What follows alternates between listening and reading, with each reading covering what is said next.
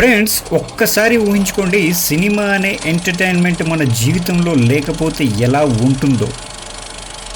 ఎంటర్టైన్మెంట్లో top 1లో ఉన్న ఈ cinema అసలు ప్రపంచంలో మొట్టమొదటగా ఎలా మొదలైందో, ఎవరికి ఈ ఎక్స్పెరిమెంట్ చేయాలన్న ఆలోచన వచ్చిందో, మొదటిసారిగా తీసిన అతి చిన్న వీడియో ఏదో వంటి ఆసక్తికరమైన విషయాలు ఈ వీడియోలో చూద్దాం. ప్రపంచంలో మొట్టమొదటిసారిగా కదులుతున్న చిత్రాలను రికార్డ్ చేసిన వారు ఫ్రాన్స్కి చెందిన లూయిస్ లే ప్రిన్స్. 1888 అక్టోబర్ 14న లూయిస్ లే ప్రిన్స్ ఇంగ్లాండ్లోని లీడ్స్ పట్టణంలో గల ఓక్వుడ్ గ్రేంజ్ అనే తోటలో 4 వ్యక్తులు నడుస్తున్న దృశ్యాన్ని చిత్రీకరించారు. దీని నిడివి కేవలం 2.11 సెకండ్స్ మాత్రమే. ఈ కదిలే వీడియోకి రౌండ్ ఐ గార్డెన్ సీన్గా పేరు పెట్టారు. దీన్ని మనం ఇప్పుడు యూట్యూబ్లో చూడవచ్చు. దీంట్లో ఎటువంటి మాటలు కానీ శబ్దాలు కానీ ఉండవు, అంటే మూకీ వీడియో అని చెప్పుకోవచ్చు.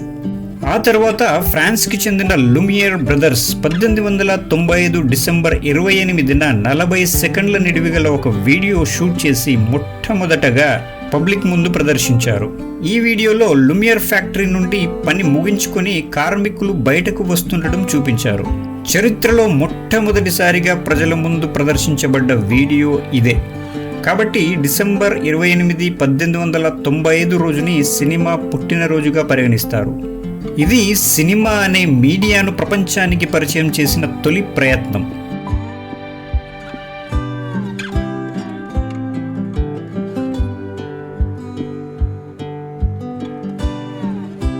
ఇక మన ఇండియాలో మొట్టమొదటిసారిగా 1899లో హెచ్ఎస్ బటావుడేకర్ ముంబైలో జరిగిన కుస్తీ పోటీలను చిత్రీకరించి ఒక డాక్యుమెంటరీగా ప్రదర్శించారు.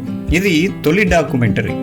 ఆ తర్వాతి కాలంలో 1913లో ధూంధీరాజ్ గోవింద్ ఫాల్కే, అదే మన దాదాసాహెబ్ ఫాల్కే గారు తొలిసారిగా 40 నిమిషాల నిడివిగల పౌరాణిక చిత్రాన్ని తీశారు.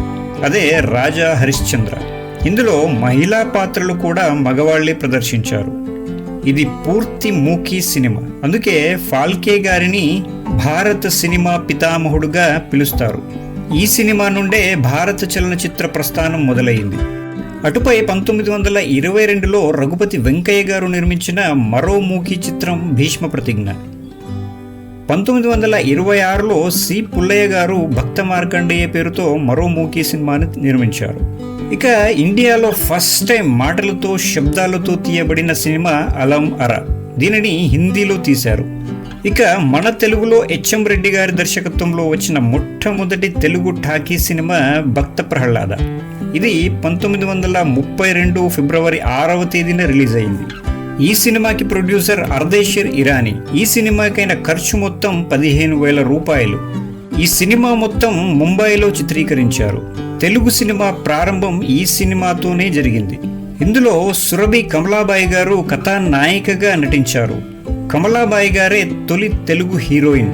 మునిపల్లి సుబ్బయ్య గారు హిరణ్యకశిపుడిగా నటించారు. 1931 భక్త ప్రహ్లాద తరువాత తెలుగు సినిమా వేగాన్ని పెంచిన మొదటి 10 హిట్ సినిమాలు చూసినట్లయితే, మొదటిది అక్కినేని నాగేశ్వరరావు గారు నటించిన బాలరాజు, 2 కీలుగుర్రం, 3 గుణసుందరి కథ, 4వది పాతాళ భైరవి, 5 దేవదాసు, 6 రోజులు మారాయి, 7 మాయాబజార్, 8 జగదేక వీరుని కథ, 9 లవకుశ, 10 దసరా బుల్లోడు. ఇలా మొదలైన తెలుగు సినిమా ప్రస్థానం ఎంతోమంది రచయితలు, దర్శకులు, నటులు, నిర్మాతలు 1932 నాటి నుండి ఈ రోజు వరకు కూడా తెలుగు చలనచిత్ర పరిశ్రమను ప్రపంచంలో ఒక ప్రత్యేక స్థానాన్ని, గుర్తింపుని కలుగజేసి ముందుకు తీసుకెళ్తున్నారు. ఫ్రెండ్స్, ఇది ఇవాల్టి వీడియో ఇన్ఫర్మేటివ్గా అనిపిస్తే ఒక లైక్ చేయండి. మీ అభిప్రాయం ఏంటో కామెంట్లో రాయండి. ఇంకా మన ఛానల్ సబ్స్క్రైబ్ చేసుకోకపోయి ఉంటే ఇప్పుడే సబ్స్క్రైబ్ చేసుకొని బెల్ ఐకాన్ని ఆన్లో పెట్టుకోండి. Thanks for watching.